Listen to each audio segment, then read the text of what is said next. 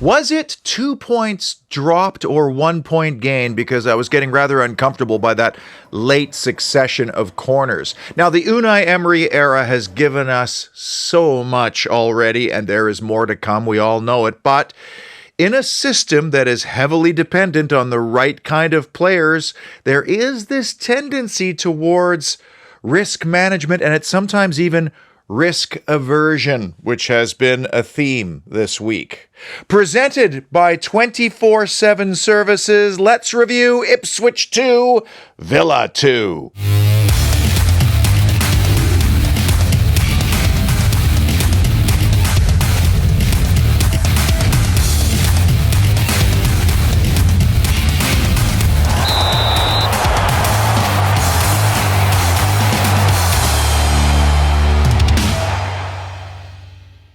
I've been involved in sports media for a very long time, and what tends to happen to us is that you become desensitized from the emotion of winning or losing or good and bad performance. Sure, I want Aston Villa to win, but the bigger picture is I feel very privileged that I get to do what I love as part of making a living, and it's not, say, draining septic tanks. But even on a Sunday morning at 5:30 a.m., I still get butterflies getting ready to watch the Villa live, even though I'm, 8 time zones and 7,400 kilometers away. And that's because, again, I have gratitude over being able to do this, watch and analyze football ultimately for you. And now, seriously, we are possibly in the greatest era outside of the 80s in the history of this club, just given the scale and the complexity that the Premier League has become. So as context, to look at our opponents on Sunday, they have to fight, claw, and scrap just to stay in this division the way we did in 2019-20. And yet the reaction by certain Villa fans to a 2-2 draw away at Portman Road was kind of like the kid who moans about getting a brand new iPhone at Christmas because it's the wrong color. And by the way, I refuse to get dragged into the outrage vortex, which happens a lot within certain members of the fan base. Well, I'm outraged, so you should be too. The whole misery loves company thing doesn't fly with me. And if you've watched this show long enough, you already know that about me.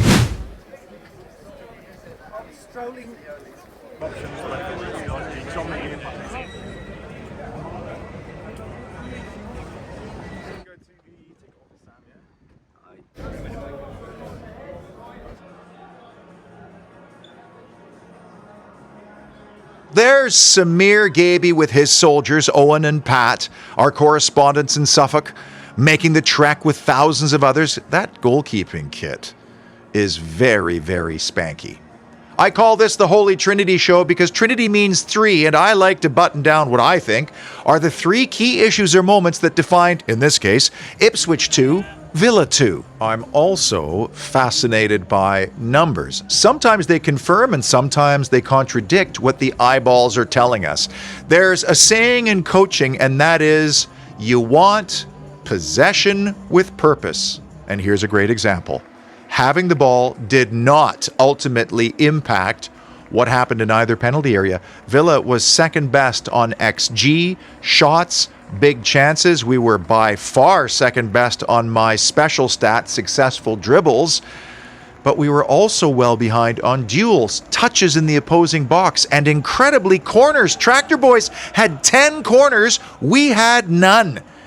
So does all that possession really mean anything? Possession with purpose. You can have the ball more, you could pass it more, you can complete more passes, but at the end of the day, what does that give you on the scoreboard and ultimately then in the table? And this is a theme that sort of piggybacks a little bit off the trip to Wickham on Tuesday night, because every single system and every single team has vulnerability somewhere, unless you're, say, Manchester City, where you may have the best player in the world at virtually every position.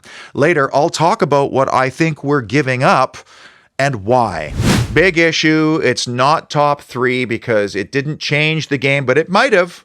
I could probably do this issue on every single episode, but the standard of refereeing in the Premier League no longer matches the standard of play or the standard of the player. I'm sure Stuart Atwell would much prefer the comfy, cozy confines of Stockley Park rather than being on the field himself, but on Sunday it was absolutely impossible for me to figure out what a foul was. So how do the players know? And what is an even bigger mystery is how Ipswich Town managed to finish that game with 11 men. I'm speaking specifically about the 2 fouls committed by Ipswich captain Sam Morsy while he was on a yellow card. The first one in the 57th minute is from behind. There is no attempt whatsoever to play the ball. Lazy foul from behind. And that was his 5th foul. So the nature of the foul or persistent infringement, take your pick. He should have been off. And Kieran McKenna should have pulled him off right then and there. I mean, are you telling me at minute 57 you're down to 10 men? That's not going to change the outcome of the game? But the second one in the 70th minute was checked, I'm led to believe, by VAR. Why would they check something unless there was a whiff of serious foul play to it? And VAR can't tell the referee that's a yellow card, but they can say, Stuart, it's not a straight red. It's not a straight red, Stuart. By the way, what was with the delay in that whistle? It was almost a 2 to 3 second beat between foul and whistle, which irked the fans. But it also seems like Stuart Atwell is there in body, but somehow being remote controlled by VAR. It really looked that way. That irked Unai Emery as well because of the nature of the foul. That's now the 6th foul by Morsy, worse than the Tielemans foul, a yellow card all day long. And you cannot tell me that if Ipswich at that stage, still down 2-1, had been reduced to 10 men, that might not have changed the outcome of the game. I know FIFA would probably not allow it, the federations would hate it, and domestic labor laws would likely prevent it from happening, but why in 2024 are the best referees in the world not treated like the best players in the world? Elite athletes, specialists, paid fabulous sums of money to come to one of the most watched leagues in the world to improve the standard of the officiating. I mean, I don't know if the Premier League even really truthfully wants to improve the standard of officiating, especially when you look at the Bruno Fernandes red card that occurred against Tottenham on Sunday. I mean, you look at that and you compare it with the 2 fouls by Morsy. I'm just scratching my head wondering. Now, of course, we're going to benefit from that. Fernandes won't be playing at Villa Park on Sunday. Man United will still find a way to be the best-looking team in the entire world that day, but I digress. The standard could be so much better if we just got better referees in. Big moments. The 2 saves by Emi Martinez in the first half. Now, he's not going to be happy with the video review of his involvement in that first goal, which he'd love to have back, I'm sure. But his team had all sorts of opportunities to deal with the danger long before Delap side-footed it into the bottom corner off of Martinez's hands. And the chief culprit, I'm afraid, was Ezri Konsa. And we're going to have a conversation during this show later about our right back, right center back player, because it's starting to become a problem. And in this particular case, he did something that he rarely does. Panic! After that, though, Martinez made 2 saves of the magnificent variety that very likely ensured we came out of that game with something. And the first came from the boot of Calvin Phillips, who was able to absolutely tee it up from the edge of the box. I mean, step into it. And he must have given Martinez some kind of a tell because it looked like Emi jumped early. He was all over it so quickly. I mean, this was a great save that was made to look so easy and routine. The next one came from a Liam Delap breakaway, and how he was able to walk straight down Main Street with that much time is a different issue altogether. But Emi Martinez does what he does best. He makes himself big, stays patient, and then, I'm telling you, allows his reputation to just put that split second of indecision into the striker's head. Because on this occasion, maybe a more experienced marksman might have clipped it over him because he was committed low pretty early. But I'm telling you, Emi Martinez, our big octopus in goal, creates that stature which leads to split seconds of indecision. And that was a monstrous save just before halftime. In other Emi Martinez news, he was suspended recently for another pelvic thrust gesture and also for slapping a camera in their recent loss at Colombia. And I have to tell you, I'm a little bit relieved. I know Emi loves to represent his country and they love him, but crisscrossing the world for these international breaks is not ideal. And I think this is going to be a very good break for him and that Aston Villa will ultimately benefit. Big moment. This could have been a top 3 moment, actually, and that was the Torres block. I said off the top, did we gain a point or lose 2? Because we very nearly came away with nothing from that game, thanks to an incredible intervention by a player we're more used to spraying sublime balls around as an elegant center back, not as somebody who makes a last-ditch intervention. But here, for some reason, once again, we were opened up like a can of beans. And first, Torres has to make the right recovery run to close down the space, but then he has to time the slide perfectly, which he did. Thank goodness. Speaking of blocks, I'm a segue king. How are your downspouts or your gutters or your roof vents or just your roof in general? Because at this time of year, you do not want your roof to look like, well, Aston Villa's back line. This is Stoke Mandeville Station, as 24/7 Services contracts network rail stations for maintenance and work. And I realize there is nothing you'd rather not spend your money on than a roof. That's not fun. That's not a beautiful new bathroom or a kitchen reno or a new backyard living area. The series of cascading consequences that can occur when you don't deal with a leaky roof may lead to bigger expense than just replacing the roof in the first place. And 24/7 Services is aware of, trained in, and insured for all the latest roofing technologies and products.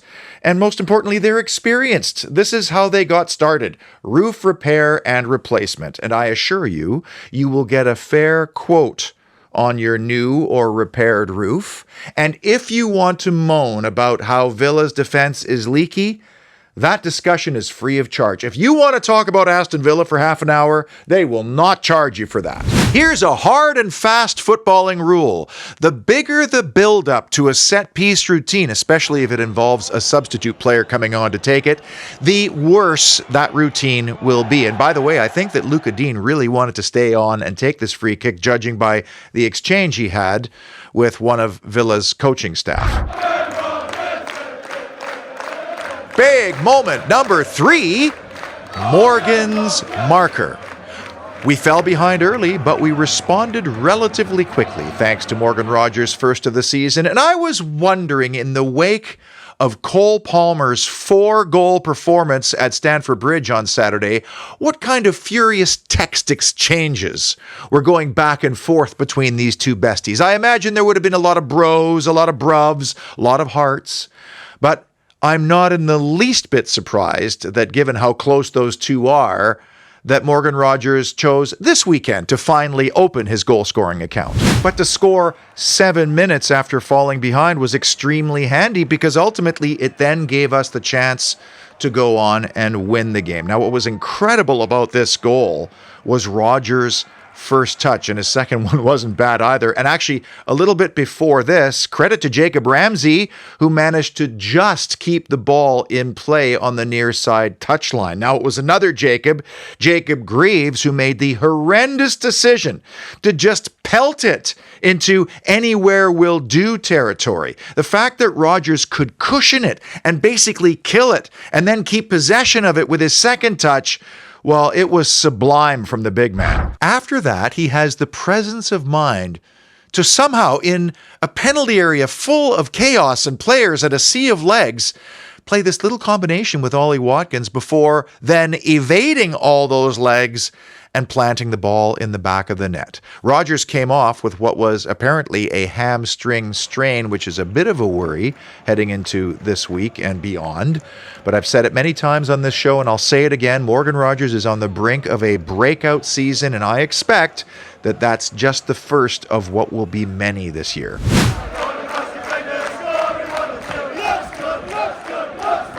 Big issue number 2, defensive deficiencies.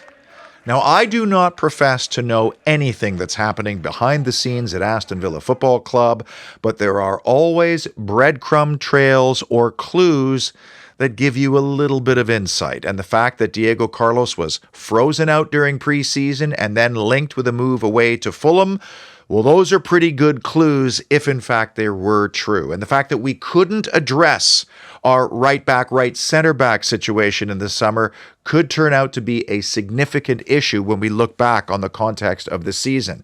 And there is no question in my mind that if you're the opponent and you're saying, where's the weakness in this Aston Villa team? They are pointing straight to the back line. We've already conceded 9 goals in our first Premier League games, which puts us firmly in the bottom half of the table in that category.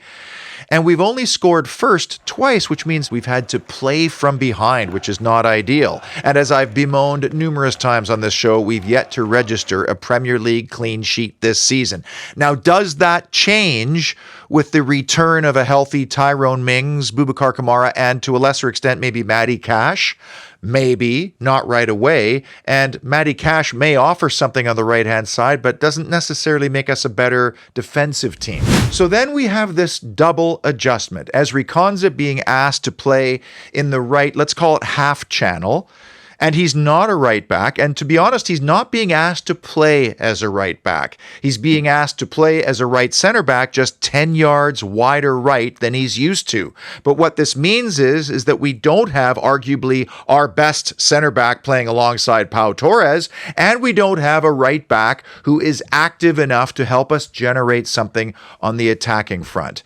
And the 2-2 goal is a beautiful illustration of how all of this comes crashing down. Firstly, Ezri Konsa simply is not wired to make that kind of penetrative through ball, slide rule attacking pass. And in fairness, neither are Matty Cash nor Lamar Bogart, at least not yet. So if we need a goal to kill the game off, we're probably not going to, from this scheme anyway, get it from our right-hand side. But then we lose Ezri Konsa's recovery pace at the back, which is something that Liam Delap recognized immediately to his credit, and he took up the space on the left flank, which Ezri Konsa vacated, thus leaving acres of room to charge into against Diego Carlos. With Konsa trapped up the park, we now needed some speed, patience, and a little bit of composure from Diego Carlos, and we did not get it. I mean, Carlos bit so hard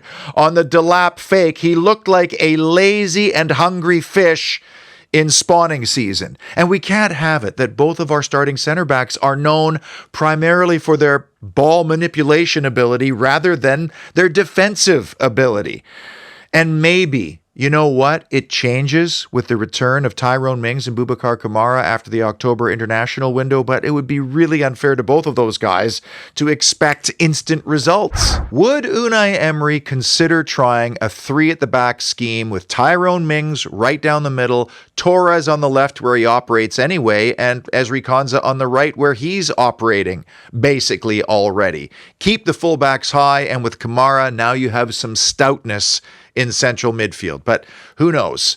All I can say is that the 2-2 goal badly exposed this square peg in round hole type right-sided defensive issue we seem to have. And the number one big issue that defined Ipswich 2, Villa 2, risk reluctance. I will never disagree with Unai Emery on anything because he has proven time and time again of what an incredible manager he is. And because he's done such a good job, we are now playing some major, high-quality, high-profile games in midweek. And that then leads to an emphasis being put on periodization, which is the science behind individual player load management. I talk about it a lot on this show. Our way is very simple. We've all seen it. Control the game. Rest in possession. Let the ball do the work. It never gets tired. It's faster than any player. And don't run haphazardly. Run intelligently. And because of that, we may have more battery left in our collective tanks for demanding weeks like this one. In fact, I bet if I looked at some really detailed stats, Villa would be in the bottom half of the Premier League in terms of distance covered and intense runs. And I have no problem with that because it is efficient. Where we run into problems, though, is when we're nursing a lead, knowing that one goal could kill it, and we don't. And then all of a sudden you have to chase a game because it's tied or you're behind. Have you left yourself enough time to go and get another goal because you spent so much of it in possession? It was really obvious on Tuesday how conservative we got after taking the lead and even after taking a 2-0 lead. And it worked. We grounded out, advanced to round 4, even with a younger squad. The idea being we don't get into a back and forth transitional type game because we struggle defending big spaces. And when you have Aboubakar Kamara, who is a specialist at snuffing out a counterattack and even countering the counter by setting us off the other way, it's difficult. And Ollie Watkins made mention of this on Sunday. We did not want to get into a basketball-like back-and-forth game. So based on the evidence from Tuesday and then again on Sunday, even with completely different squads, the issue was the same. I think we are playing extremely conservative in a busy week to try and shield off what looks to be a very vulnerable area of our team, which is the back line. And fans will ask, and I will wonder, we have so many great attack-minding players, why not test opposing defenders? Have a go, take some risk. Unai Emery will respond by saying, look what happened when we did. As Konsa goes forward, tries to slide a through ball into Ollie Watkins, it's pinched, and they score on the counter. It's now 2-2. It's a very fine balancing act that depends on having the right personnel, and I don't think we do have the right personnel just yet, at least not getting into a back-and-forth type game. Aboubakar Kamara is athletic, highly intelligent because he can read the danger well beforehand, and then he's technically very good.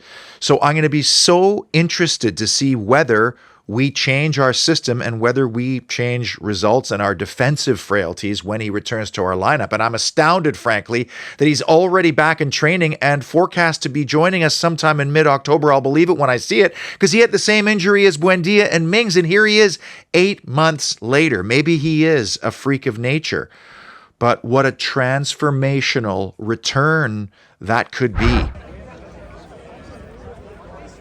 Let's quickly update the subcategories I like to follow throughout the season as we drop our first points away from Villa Park, but Ollie Watkins does add to the combined goals tally with John Duran, who, newsflash, did not score. I repeat, John Duran did not score in this game. Really, not much else to talk about, although you see the 15-minute increments in which we score or are scored on. Those are starting to take shape now. The Sill Hill Brewery star performer is Ollie Watkins once again, not only setting up Morgan Rogers for his first of the season, but then scoring his own fourth after a peach of a cross from Leon Bailey. And Ollie Watkins runs between two defenders and heads it home from whence it came. And believe it or not, I will soon be able to pour Ollie Watkins and all of our star performers a Holy Trinity Ale. You heard correctly, Sill Hill Brewery has custom crafted a special ale in honor of our little partnership here. And you can enjoy it as early as this Wednesday, 3 p.m. for the Bayern Munich game. I'd be very flattered if you could drain 3 or 4 in my honor, because I can't be there like you. And that kicks off Sill Hill's Oktoberfest celebrations. I've put a link to tickets in the description of this video. Now, the brewmaster says that the Holy Trinity Ale is light, fruity, and with a hint of sweetness, which pretty much describes me to a T. And with Bayern Munich, why, here we are, finally. It has arrived. Champions League at Villa Park against one of the globe's behemoths, one of the biggest games in the recent history of Aston Villa Football Club. Yes, not a playoff final, but a game that gives us a chance to become relevant on the global stage, and against a team that had a simply awful season last year, so a summer of change, including new head coach Vincent Kompany, who we beat twice last year, by the way, signing Michael Olise, among others.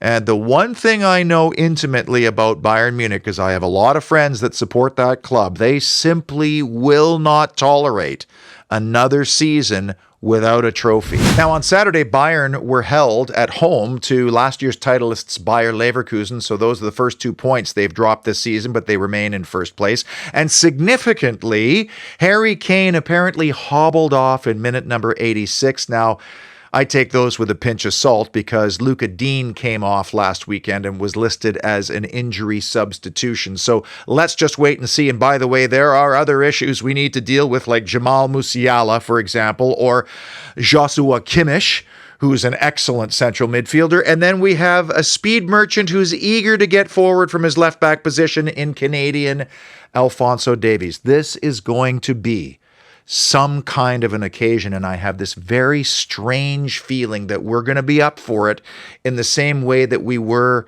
for Man City last December. You'll notice how in the build-up to Sunday's game, Unai Emery desperately tried to downplay or dismiss or distract from the big Bayern Munich elephant in the room, and he also did his usual giving the opponent a lot of respect and heaping praise on Ipswich Town for the way they do their business and the difficulty that he felt Villa would have at Portman Road, which turned out to be predictive. I just wonder how much the players processed that information and whether or not they overlooked the potential danger of a visit to a newly promoted side. Only they will be able to tell us that truthfully. Until Wednesday, enjoy the Bayern build-up. Thank you for watching. And as always, up the mighty Villa.